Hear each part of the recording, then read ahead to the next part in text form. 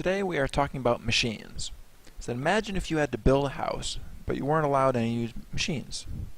It would take a lot of work to push in all those nails and tighten all those bolts by hand. Realistically, you couldn't do it. We rely on machines to make our lives much easier. A machine is simply a device that makes work easier by either changing the size of a force and or changing the direction of the force.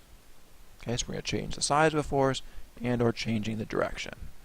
By changing the size of the force, basically that means that you put in a smaller force than the weight of the object. Okay? So I said, remember, work is done when the force is applied through a distance. The work you do on a machine is called the work input. Work input equals force in times distance in. The work done by the machine on the object is called the work output. The machine applies a force through a distance. So work output is force out times distance out. Okay, that's a lot of words. I'm going to do a couple examples here to show you what I mean. Okay, so here are two examples. These are two machines. Okay, this one is a lever, first class, which we'll learn about, and then down here we have an inclined plane. Okay, we're going to show you this difference between work in and work out, and it's going to make the rest of this much easier. So here's my load over here. So there's a box, and I'm going to say my box weighs, let's say, 200 newtons. Okay, 200 newtons. Okay. Change the color here to make it a little bit easier, maybe. Let's go to red. Okay, so this box weighs 200 newtons. Okay.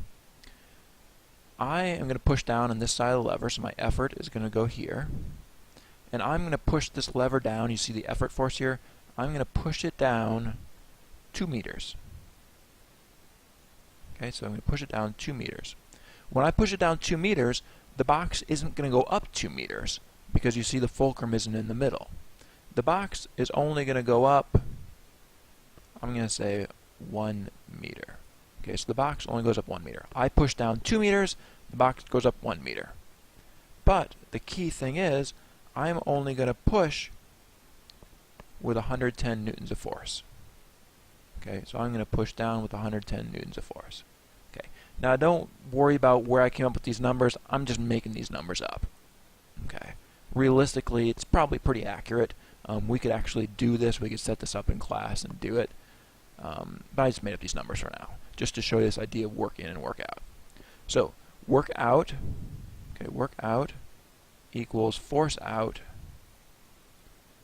times distance out. Okay. The force out is the object's weight. Okay, 200 newtons. So force out is 200 newtons. Distance out is how high that resistance went, the object went. It went 1 meter. Oops, that's a 1 meter. So our work out is 200 joules. Okay. Work in equals force in times distance in.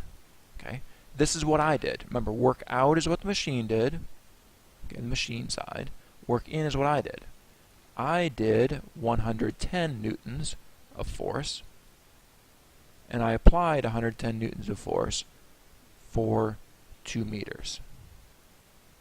So I multiply that, and I get 220 joules. Okay. So the work out was 200, the work in was 220. But I thought we said last time that it's the same amount of work. Okay, it's just the machine makes it easier. Well, there's always a little bit of friction, so I made the example accurate, because you're always going to do a little bit more, and we're going to talk about that later. But you always do slightly more. But that's this idea of work out and work in. So work out is what the machine does, this side in this case. Work in is what you do, this side in this case. Let's do another example. So the guy is raising the wheelbarrow up. I'm going to say the wheelbarrow full of sand or gravel, whatever, weighs 400 newtons. Okay. The ramp here, the height of the ramp, that is 2 meters tall. And again, I'm just making up these numbers. Don't worry about where I'm getting these numbers from. Just completely making them up. And the ramp distance here, I'm going to say, is 4 meters. Okay. So the ramp from the angle there to the wall is 4 meters. He only has to push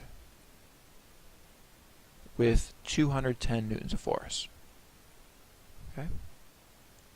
So, it's pretty easy. He's raising 400 newtons by only pushing with 210. Okay, basically about half the weight he's pushing with. It's a lot easier. So let's figure this out again. Work out, let's do that one first. Remember, work out is what the machine does.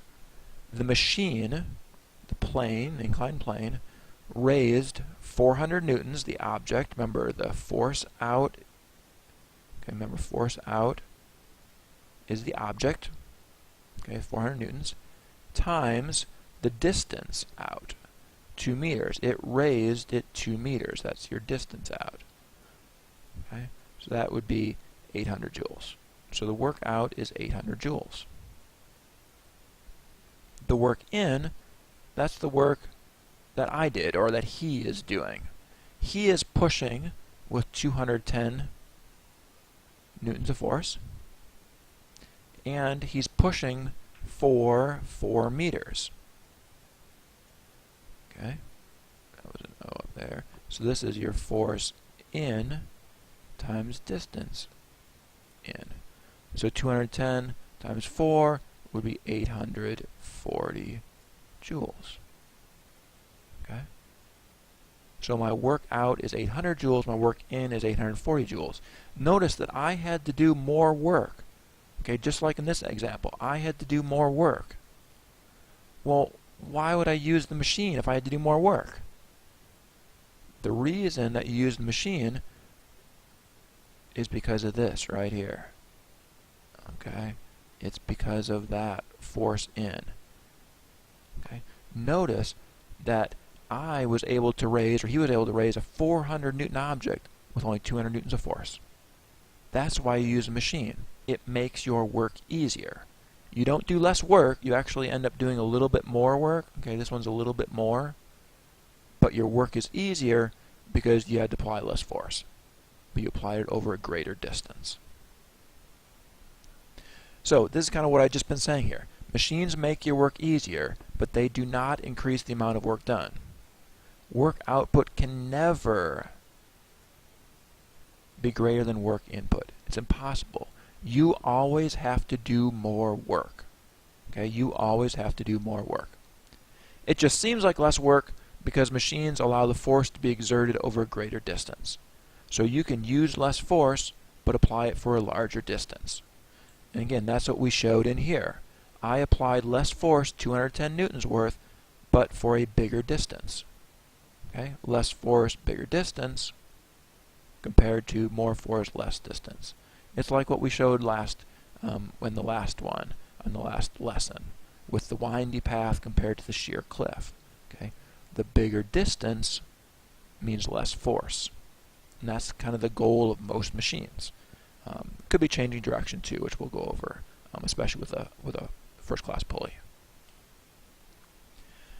So again, I'm repeating the same thing over and over again. Machines make work easier because less force is needed for the same amount of work, but applied over a big distance. I said, think of prying open a can of paint with a screwdriver. Okay? If you didn't have a screwdriver to pry open a can of paint, or a paint can opener, you wouldn't be able to open it. Okay, you could never wedge your fingernails in here under this lip and rip open this paint can. Never going to happen. But if you stick in the screwdriver, it's pretty easy to open it. Okay, so your screwdriver is, going way up here. Your screwdriver is really, really long. Okay, so how does the screwdriver make your work easier? Well, you get to push the screwdriver down for this big, huge distance here. And this end only goes up a little distance right there, because the fulcrum is so close to the end. Okay, so you have a lot more distance which means you can do less force. Okay? You had work out is force out times distance out. Over here you're doing work in equals force in times distance in. Okay? I have a huge distance, so I can put a little force in. On the other side, it's going to give me a huge force out over a little distance. Okay? They're going to balance out. Okay, that's the idea of a machine. You want to do little force so that you get lots of force out. Okay, you want little force usually so you can get lots of force out. And again, there are some exceptions that we're going to talk about on the next lesson with changing direction or a hammer example. But normally this is the case. You want to do little force over a long distance so you can get out lots of force over a little distance. And then that's what I said here. Your work was made easier because you applied a smaller force over a larger distance. This one also changed the direction of the force too. Okay, so it helped by changing the direction. You got to push down and let gravity help you, and then it went up. Okay. We're going to do more examples of this on the next lesson.